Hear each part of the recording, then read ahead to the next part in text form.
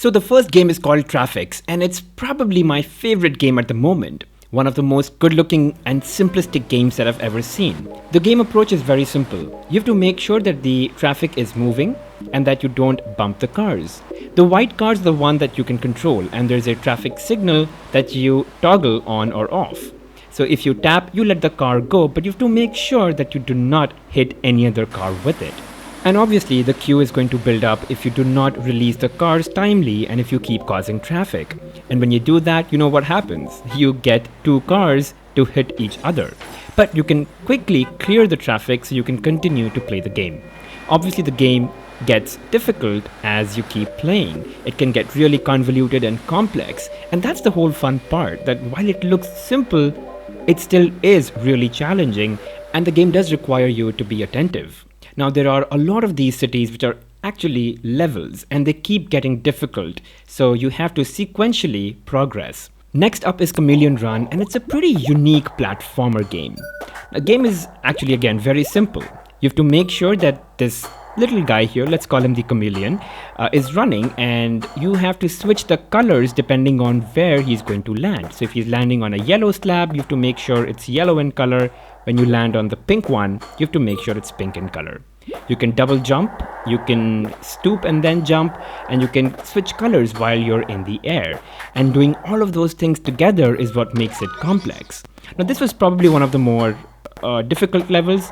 This is somewhere in between the one that I'm playing right now, but I'm just trying to give you an idea of how interesting the game can be. The simpler levels are obviously much easier, and that's where you will begin so that you can get a pretty good idea.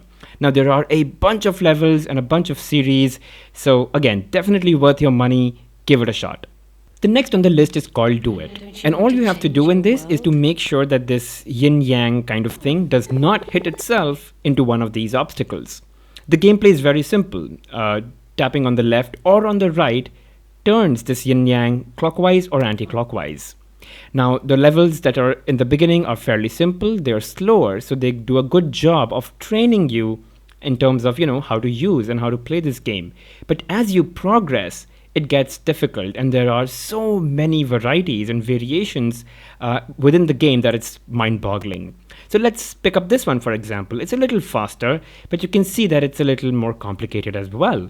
And I've obviously mastered this game to some extent to be able to play it this smoothly, but even then I do hit myself at times. Now when you get the game, there's a whole story with a lot of these chapters, and it's necessary that you go through them sequentially because that does a pretty good job of teaching you how to play this game and then trains you for difficult levels. There are challenges, there's an epilogue, and you can go through all of these. There are just so many of them. You can also purchase extra chapters if you want, but just the one that you get in the app is quite a lot, and it'll keep you engaged for a long time. The second last one in this list is called Can Knockdown 3, and as the name suggests, you have to throw balls to knock down these cans. Now I might be playing a random level over here, but the basics don't change. You get balls, which you have to then throw to knock down cans. Cans could be of different types. They could be normal cans, they could be bombs, or they could be, something that gives you extra balls. Every level is different, and there could be some surprises. For example, a can dropping from the top, which could be a bomb, and sometimes you have to hit them while they are in the air. Now, there are a lot of these settings. For example, right now you see a sewer setting, there was a factory setting, there could be a power plant setting. So all of these are actually different zones, and each zone then has a bunch of levels. So this was toxic sewage, there's power plant, factory, and then you could keep unlocking them as you finish levels in each zone. Again guys, a must-have game, definitely play it. And the last game is called Dune. Basically you've got a ball, you tap on the screen to give it acceleration, release so that it takes off the inclined plane, and then you tap again to dive it down. And the more you dive it along the curve of the dune, the better acceleration and height you get. Now, of course, you score more, but if you fall flat, you sort of lose the game.